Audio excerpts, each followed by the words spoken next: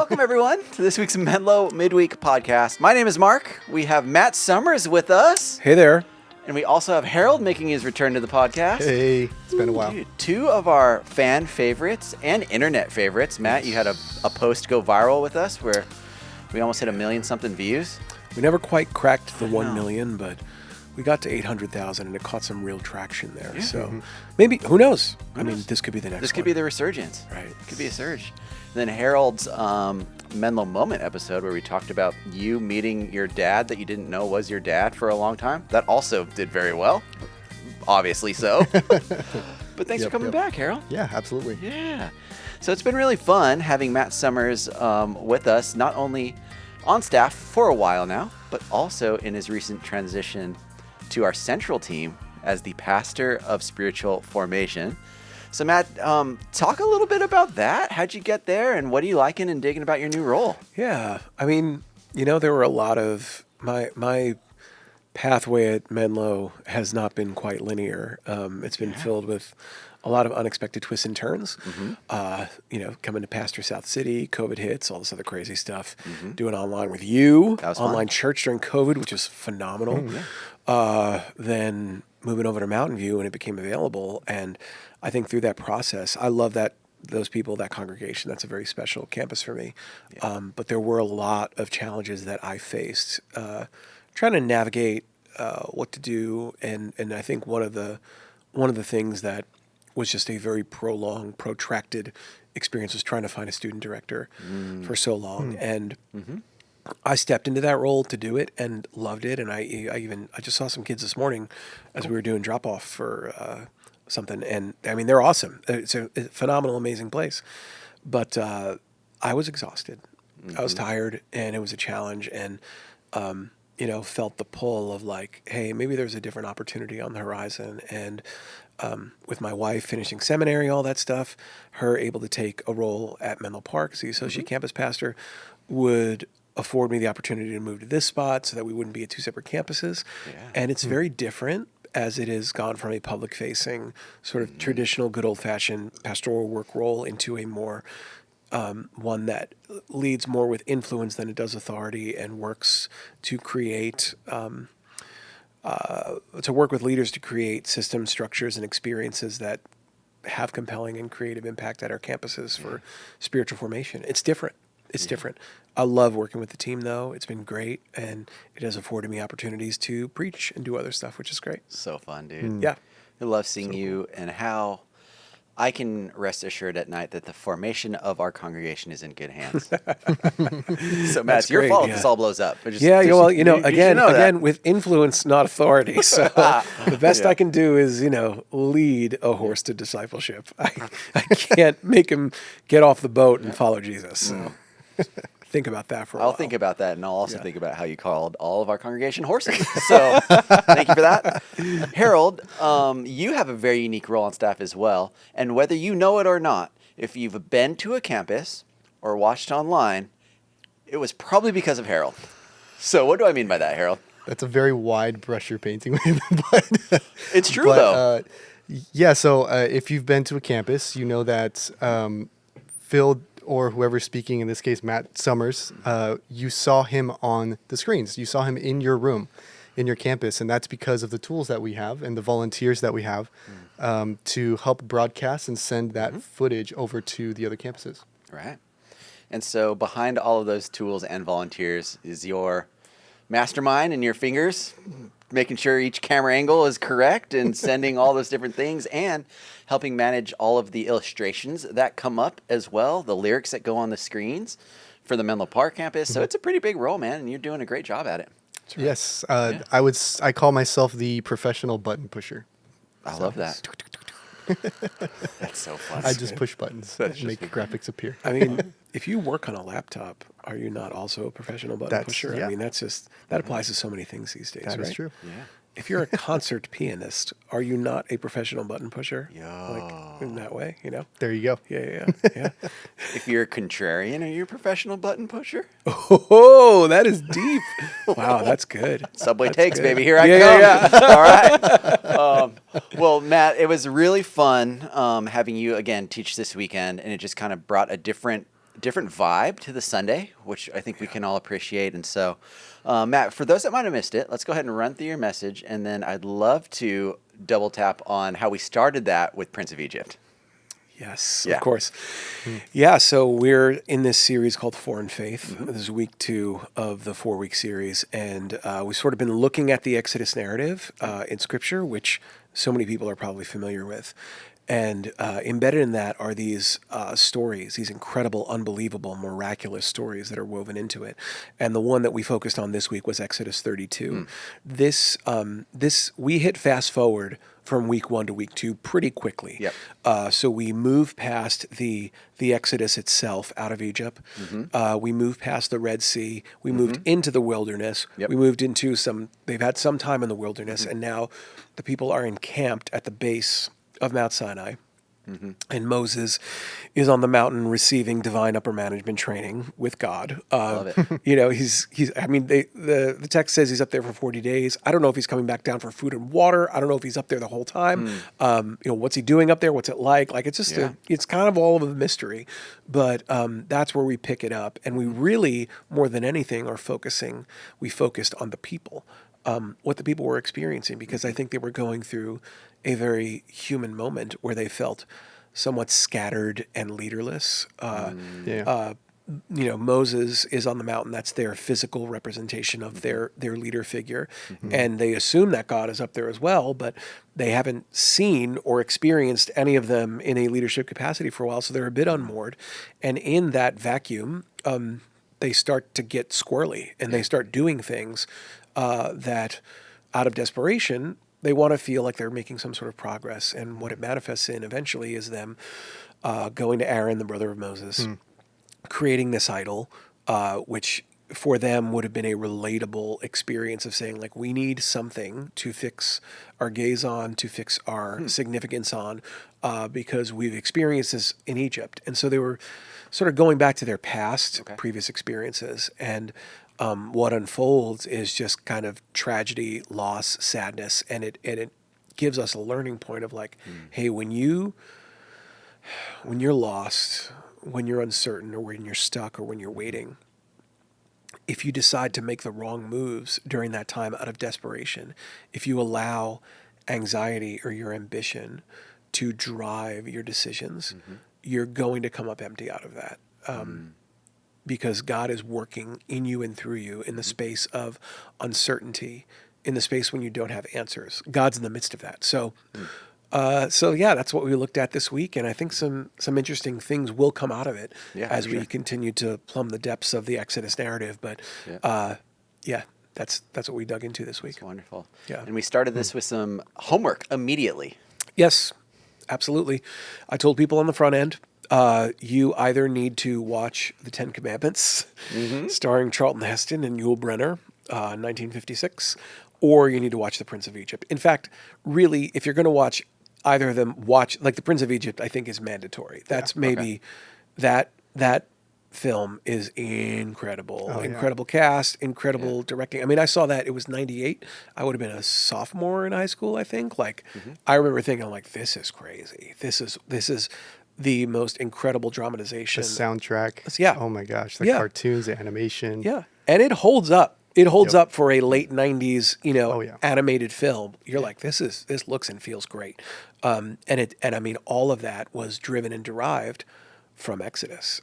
It's something that's very profound in the Christian and Jewish traditions that, you had another layer of understanding. It was like, when you go to the movies, okay, this was like Lord of the Rings thing, seeing the Lord of the Rings movies in the theaters, I loved seeing those stories come to life. And yet I was like, man, this is not nearly as good as how I imagined it when I read it. If you could believe that. The same thing happened for scores of people watching The Prince of Egypt, I'm sure. Like, they were inspired that there was, like, a creative take on this, but yet the wisdom and the depth of all of those experiences, there's so much more there. But it's a great dramatization.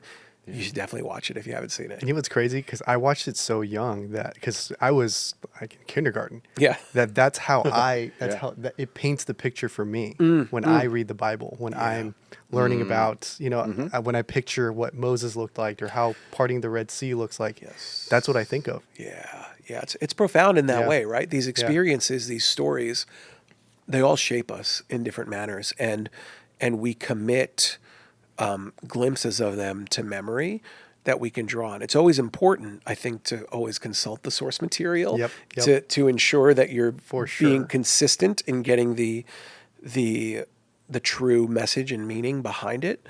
But there's room for art and interpretation and fun within it, and I think that the fact that it shaped it for you is an example of that. Yeah. I want to double tap on that. Yeah. Prince of Egypt is not entirely accurate to the Bible. No. There's quite a few things Wait in a there minute. that are A movie Wait a isn't minute. real? Yes, I realized a couple things about it that were not like, entirely accurate, and it surprised me when I read the Yeah. Bible. Yeah, yeah, Like, hey, this isn't right. Yeah, Bible. This isn't. Yeah, Prince of what? yeah. Yeah, this is not right. Yeah. So that's a good point. Yeah. Yep. Yep. That's a good point you made. If I understand it correctly, does the soundtrack pop up for you often, Harold? Yeah, it is actually Ezra's favorite soundtrack. We listen to it almost every time. How we old get is into the Ezra now? car. He's 3. Oh man, that's crazy. He's 3. He's about to be 4 in November. Yeah. He loves it. Incredible. Papa, deliver us. Great song. Great song. Very serious song. Yeah, I don't know if I would. It's a pretty intense song. Yeah. But he loves it. He loves it so much. I don't Interesting. know. It's just it's so cinematic and it's emotional. It's really is beautiful. I don't know if I would have, in hindsight, introduced it so young because it is pretty deep and emotional. But Yeah. he loves it. I don't know. It's good. Kids can pick up on stuff. You'd be surprised. And you know what's nice too is that he's asking questions about the story of Egypt. Oh, He interesting. starts asking questions about who is Pharaoh, like why were they enslaved, like what is going on, and so it's helping set the foundation for telling him the story of Exodus and understanding the Bible and the story of Jesus overall. Yeah. And really what you're doing is you're guiding him in a way that, I mean, generations of believers and people of faith experience because they could not read. Generations of Christians lived and died without ever reading a single passage of Scripture before. And so in a way, these narratives and stories, one of the profound reasons that they hold power is because not only what happened, but in the retelling of them, people live it in a way and experience it in a way that makes it relatable to them and makes them reflect on what the Spirit is doing in their lives. So in a way, you're filling in as His Scripture by the power of the Spirit by answering these questions, which I think is great. So fun.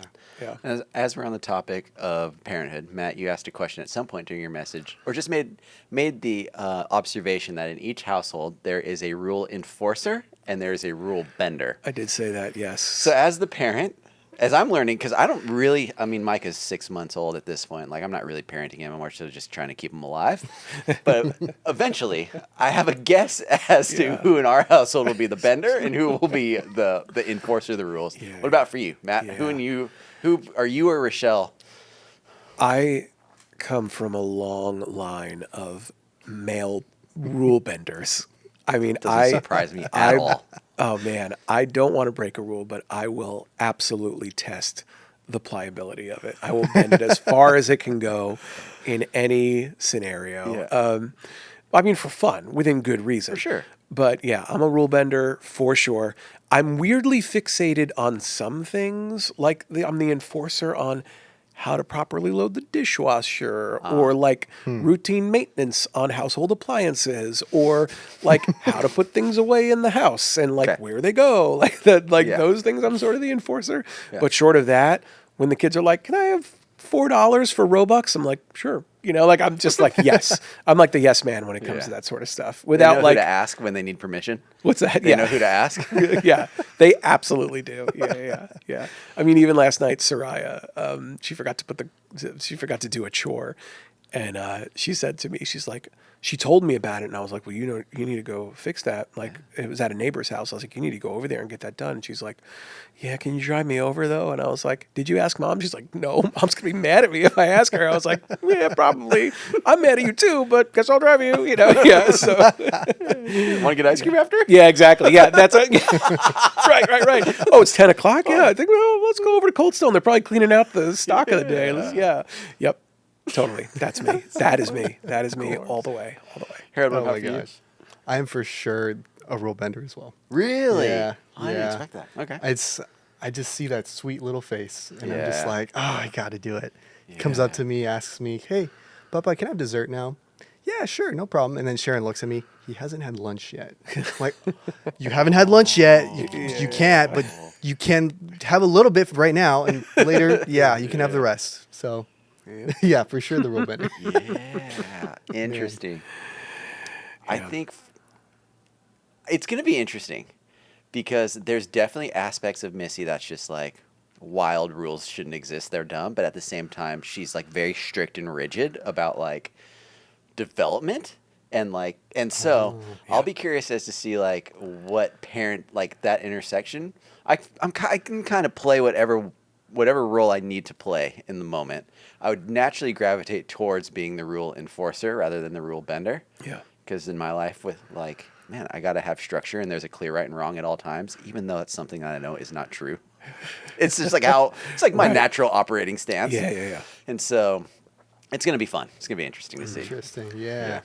It's going to be fun to see how that plays out. It will for be. sure, especially because Missy, that's interesting, because Missy is so free-spirited. She is very She wants free-spirited. to... But if I'm try 1 minute different late to things. bath time, ooh, Dad's hearing about it. Right. There's a nature-nurture thing at play too, right? Like if you grew up without rules, then rules are very comforting for you because you're like, well, finally some structure. Yeah. You know, like people will talk about that. Like if they were raised in a household that you could just do whatever you want all the time, like it's actually great to have rules. Like, well, what a relief, you know? Yeah. And then other scenarios, it's like the strictness, you know it. Like your kids are like, as soon as I get out of here, I'm going to go live my life and do whatever. So there's something that factors in there too, right? Interesting. Yeah. Yeah. Man, I liked all throughout your message, there were just like either lines or concepts that you would say that just made my mind think. I was like, man, I could spend the next hour thinking about this. And one of the ones that you started with your message was you asked a question about is, as society right now, we would say that we are spiritual but not, and then people filled in as religious. And then you said humanity is more so religious but not spiritual. Yeah. I need to hear more about that. Yeah. Well, I think when we think of the word religion, we try to qualify it with sacred images or practices, and we don't think of it as structure. We don't think of it as systems. We don't think of it as what we give our time or attention or our money, our tithe to. And in that way, that's why I believe that humanity actually craves religion. We desire some sort of structure, some sort of, it's leave it to humans to, have a beautiful, creative thing. And we're like, how can we systematize this thing and make it understandable, when maybe it was meant to be somewhat mysterious. And so I think if you're on the fringes of faith, you're outside of a faith tradition, you still have a form of religion, whether it's the moral standards that you adhere to, whether it's what causes you decide to support, what what party you closely identify with, what school of thought matters most to you. Like there's religion out there. I mean, good Lord, I think when we see religion without God, it scares me a little bit because there's some of it that is, so way to put this, like just tribal, Like you feel comfortable being around the people, and you're all like sort of weirdly fixated or some occasionally violently fixated on like this thing, like that's going to be your thing, your hill you'll die defending. Like that freaks me out a little bit. But then there's also this part of it that's like, yeah, but also like I sort of am my own God. So as long as I do whatever I want all the time, I'm good. I'm adhering to my own standards. I think humanity desires standards, even if we don't have a God in our life that will direct it. So without God, we're sort of left on our own with our own religion. Yeah. What I find super interesting about that, and I'd love just your insight on why you think when Moses went up there, everyone else was like, all right, we have 40 days. And instead of them saying, I'm going to take initiative to do this myself, they asked, where should I be guided? It feels like if I had 40 days to myself, I'd be like, nope, I'm doing this my way. I don't need to be guided by anyone else. Like, I'm good. I know what's best. So how did you like, what's kind of your thought on what they were, like how they were approaching that situation, and then how current culture is approaching the situation, and how we can balance the two? I think the people in the Exodus story often get a bad rap where we look at them and we see the things that Moses says, and we see the things that him and God have discussions about. Yeah. You know, God calls them stiff-necked at some point, like they're resistant. They complain. They do all these things, and I think we forget sometimes that these were slaves. They were slaves that every part of their life was completely controlled. When was the last time they could think for themselves? When was the last time they could do something for themselves? And so I think going into the wilderness for them, you know, the Exodus felt like freedom, and the wilderness became this horrible experience for them because they didn't have the structure in place of people, Egyptians, telling them what to do with their time. It's like God was breaking them spiritually from their chains. Yes. In the desert. But in the brain, it's like, you know, you still got to break that psychologically. And I think, like, you know, similar to when an ex-con gets released and they find themselves on the right side of the law, all they do is crave the prison because it provided protection. They understand the walls, the bars, like it all makes sense. There's a schedule. And I think, like, just because the people were free from Egypt doesn't mean that they were free in their minds and in their hearts. And so I think for them, they got desperate. And I think we get desperate sometimes when we feel out of control or when we don't know where to go. So that's what sort of speaks to me when I look at the text that way. Wow. That's good, man. Yeah. It's a great insight. Yeah. I never really thought about it that way. Yeah. And I mean, their time was kind of condensed too. They had 40 days where they were waiting. Some people are waiting for a lifetime, and some people are in a constant state of wait. So what encouragement, Matt, do you have around, okay, like if this is my period of waiting, how can I be sure that I can do, like, maybe what are some practices that I can build in that will help me find encouragement, or just to know, like, and how do you know? I don't know. Yeah. I think if something is going unanswered in your life, believe and pray for the best, but possibly be ready to dig in for the long haul and create not just the psychological, but the spiritual resiliency needed to endure in that. Yeah. I would say don't try to move within your own might or power to manipulate a situation. And I'm speaking in very broad terms because I don't have something specific to fixate on.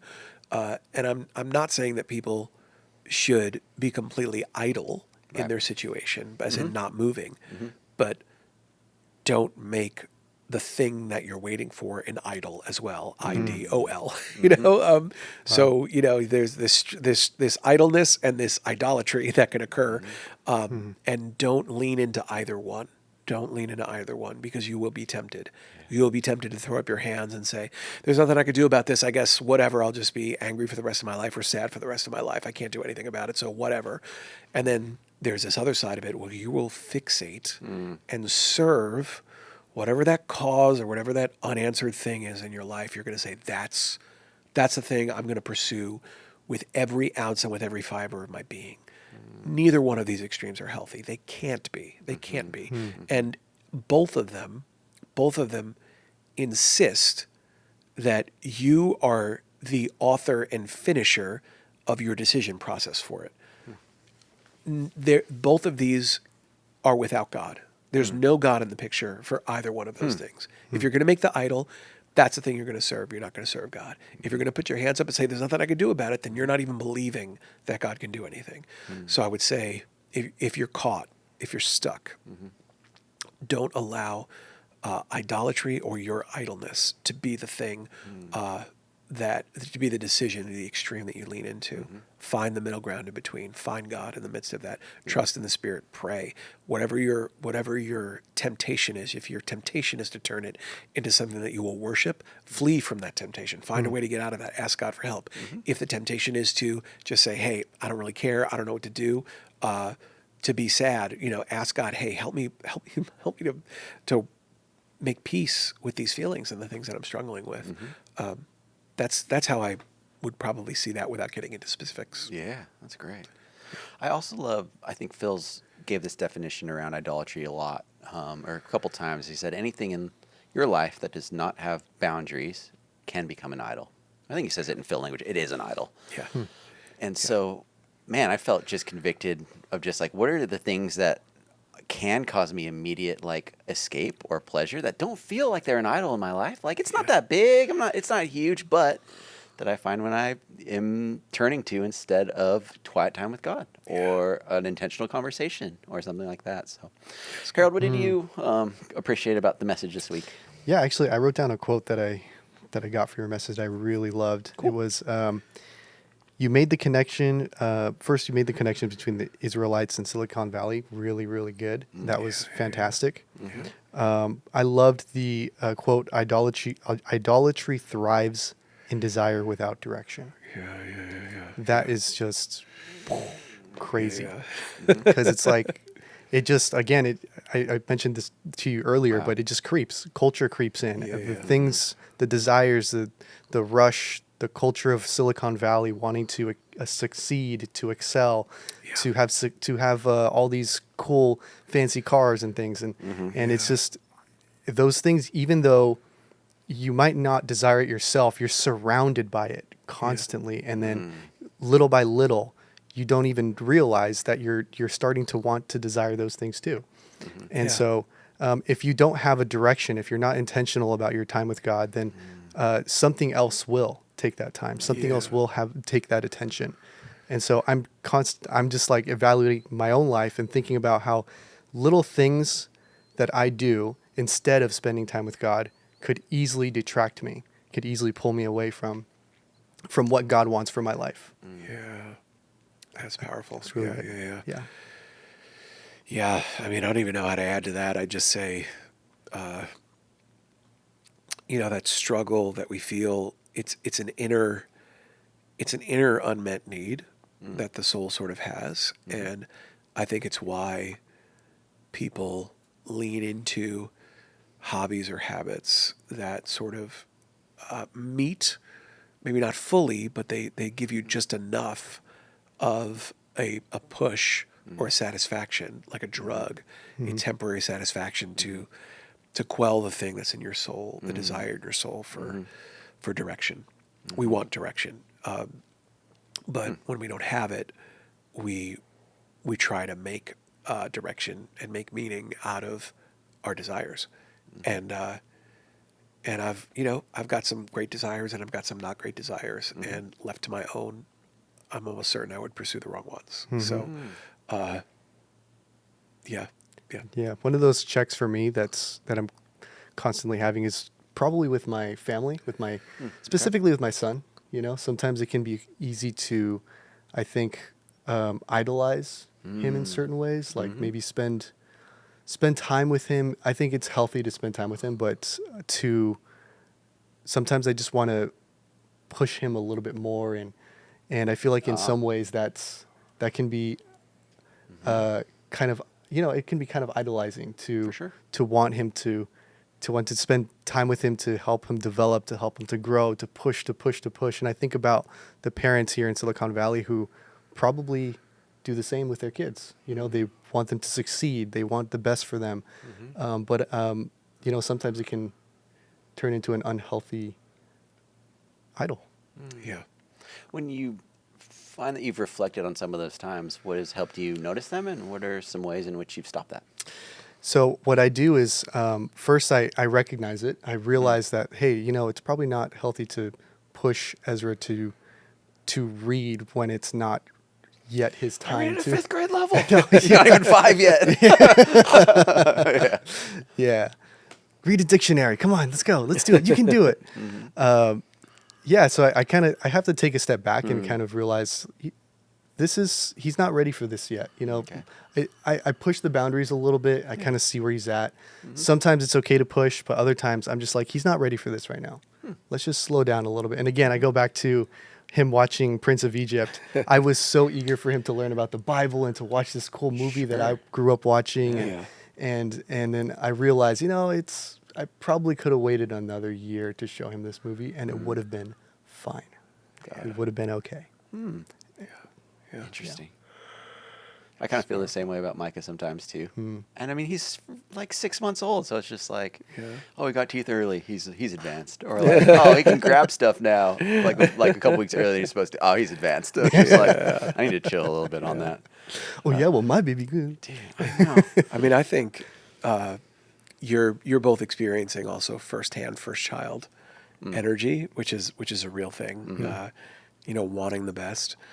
I would say, the struggle, if the theme is parenthood right now, the dynamic and the difference between my oldest and my youngest, not to skip over Lydia, my middle child, but Soraya, very early on, hyper, just sort of attentive to all of her needs, all of that time and energy you get with that first is great because you have these high ambitions for them.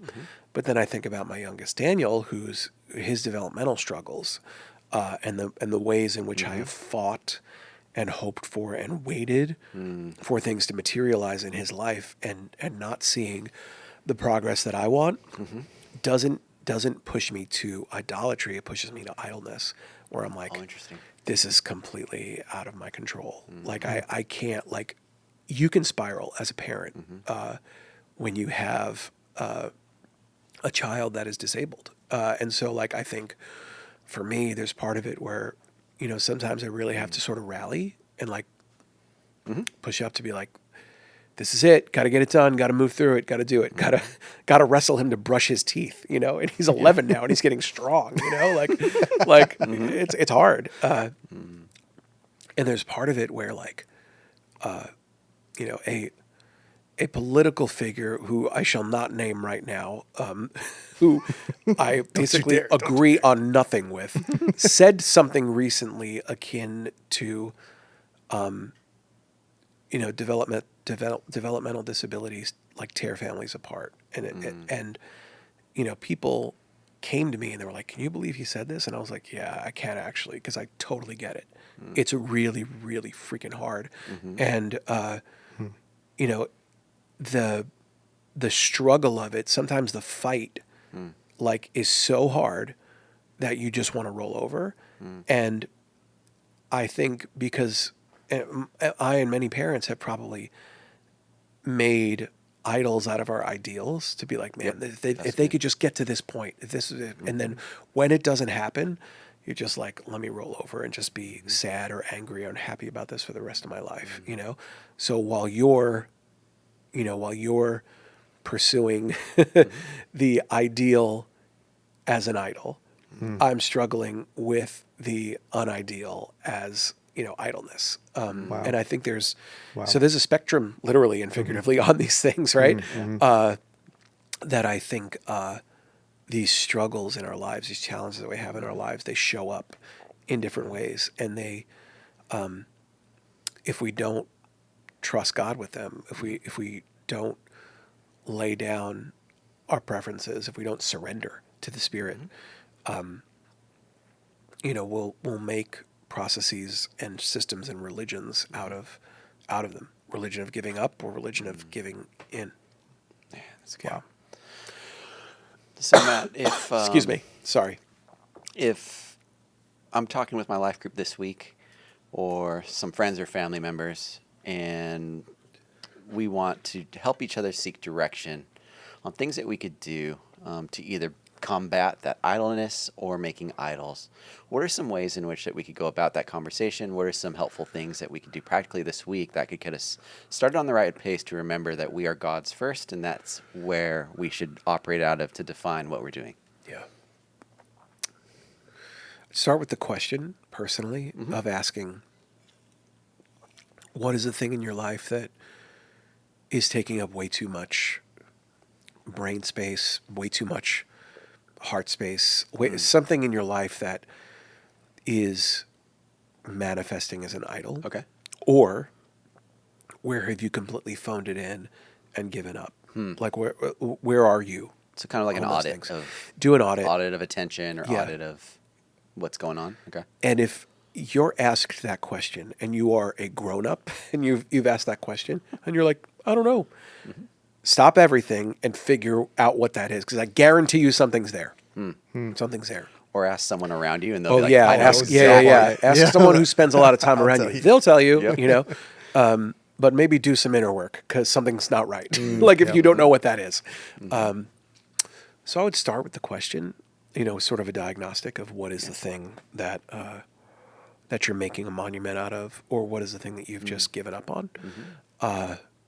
And then I would maybe ask, what, if anything, do you sense the Spirit would be asking you to do so that you can identify first with an identity that God has given you as a son or daughter, as someone who has everything they need, who can surrender, trust. What would it look like for you to really believe that? Does that mean moving out of the space where you've just given up completely? Or does it mean you smash the idol of the thing that you have made out of it so you can be free and stop worshiping that thing? It doesn't mean you I don't know, maybe you got an unhealthy obsession with baseball cards. It doesn't mean you have to, not collect baseball cards anymore, but it might, depending on what the situation is. Of course, that is a completely neutral, probably situation right Now now. I got to go throw away my baseball cards, Matt. Like if that's the biggest, Yeah. if that is the biggest issue in someone's life, I want to meet you. I think that's great. I love what you're doing. Whatever it is. Like, Do you stream? Yeah. Tell me more about that. Yeah. But yeah, that's probably where I'd start asking some questions, and then maybe move into the accountability thing of who's in your life that can help you out with that. That's great. And I'll be thinking about this for a while, but there's a line towards the end of your message where you're talking about how God's not God so that he can correct your behavior, but God is God so he can restore your identity. Yeah. And that's really what this is all about. It's not that God is mad at someone for having an unhealthy behavior. He's sad that that person is not living into who that person was created to be. Yeah. And when I'll approach my audit this week, when I do feel that humanness of I don't want to change, or the pushback, or I don't want to ask Missy what my faults are. No, because what she'll tell me will help me become more of the person with who I'm supposed to be. Yeah. And that will encourage me as I'm hearing hard things. It's true. Okay. Oh, good. Well, Matt, we really appreciate you, man. I appreciate all of your insight. I appreciate your just your careful attentiveness, your alliterations as well. You snuck a lot in there. I do. There's a lot of alliterations in this sermon. When you don't preach for a few seasons, those things sort of build Store up. They store up. Do you have a yeah. notebook that you just write down? Alliteration? No. That would be a bad idea. It's actually. I think I should probably be neurologically evaluated or something. You know how what's his name? Brian Wilson from the Beach Boys? R.I.P. By the way. Yeah. He had some sort of neurological condition where he would hear melodies all the time, like a thing, like a train would be going down, the railroad tracks, and he'd be like, "I'm picking up good vibe," like things like that would, like literally, he had something in his brain that would produce those things. I think there's something wrong with me sometimes, where like alliterations will pop out, where I'm like, why am I doing this? And so I think probably I should be Do evaluated. you have the alphabet rap memorized? The alphabet rap? I don't know that one. I don't think I know that one. All right. Alphabet rap? Yeah. So like a poke rap? Kind of. I'll send it to you later. It Richards? won't surprise. Yes. All right. This will be fun. Hopefully that will be the next video that goes viral will be Matt performing the alphabet. All right, Harold. For you and your team, if someone was like, "Hey, you piqued my interest with what it means to help out," what does your team do? What opportunities are there for someone to serve? Are there any kind of background that people need to have? What's that like? Yeah, no background needed. Okay, cool. No experience needed. We do all the training, and if you're interested in operating a camera, doing some kind of film or photography, if production in general interests you, we're looking for people to join our team and operate cameras, help produce a service, run graphics, lights. If anything like that sounds interesting, come on by, and we'll show you some things. We'll show you around, and we'll train you up. Yep. And we'll put you on a Sunday. Awesome. Find anyone with a lanyard or something at any campus. Let them know you want to get involved with production. Matt, we also announced we have something coming up middle of this month, August 17th, Discover Menlo. Yes. Those that, if you are new to our church and listening to this podcast, we'll give you some sort of gift. Yeah. Oh, yeah. But for those that are like in and they're like, I might have met someone recently or I've been wanting to invite this person to church, why would Discover Menlo be the place to do that? Yeah, I mean, Discover Menlo is kind of the front door. It represents what it means to be a little bit more connected to a faith community. Like when we say all are welcome, we really mean it on a Sunday morning. Yeah. That weekend thing is like, hey, doors are open. I mean, what I love about like checking out our campuses is that inevitably there'll be people who have no intention of going to church whatsoever, but they'll just walk up and grab a donut, which is actually fine. Yeah. That's what they're there for. Like you should have a little bit of kindness and generosity brought to you because people have been blessed. Like, I think that's a very good thing. Yeah. But Discover Menlo sort of asks the question, what would it look like to go beyond sort of like a lurker in your church and go from being, this might sound a little harsh, but sort of just consuming everything that's there to like moving to a contributor? Yeah. And what are the benefits that you sort of get out of that of, having a stake in what God might be doing in your life in a faith community? I think the era of humanity in which we exist in could, you can do classes online and you can do all these other things and you could never leave your house and never have any formal connection to people and find a way to advance yourself. What would it look like to be part of a group where you could be vulnerable and brave at the same time, where you saw the work of God in your life by the affirmation of other people or by getting satisfaction in serving? That's what Discover Menlo invites you to be a part of. And look, like, if it's not Menlo, that's great. I would love for you to find a church and a place where God has called you to, but Discover Menlo is the thing that we say, hey, if you want to know what it's like and what we're here for, come check this out. Speaking of having a steak, Yes. is lunch included? Lunch is included. Although I don't think any campuses have been greenlit to purchase steak, but maybe that's something we should look into. We have 6 Discover Menlos this year, so maybe we'll do this. We are recording this, right? If there's enough left over at the end of the year for the last Discover Menlo, maybe we'll go to fillets for that one. Wouldn't that be awesome? Just like cook them That up. would be crazy. And look, if we can't, maybe I'll cook some up at one of the campuses, right? Just get a bunch of steaks from Costco and just go for it. Bring out the grill and you go. cook it up. Fillet's so easy, I know. right? It's just so It's easy. so fun. Yeah. Well, this is in honor of Matt. If you're a meat monger, hit us up. That's right. Yeah. Yes. We're in the market. Join We're in us the for our new market. podcast, The Meat Mongers of Menlo. Well, everyone, thanks so much. If you need any prayer or encouragement this week or just want to cheer Matt on, you can shoot us a text 650-600-0402. Have a great week, everybody, and we'll see you soon. Bye. Later.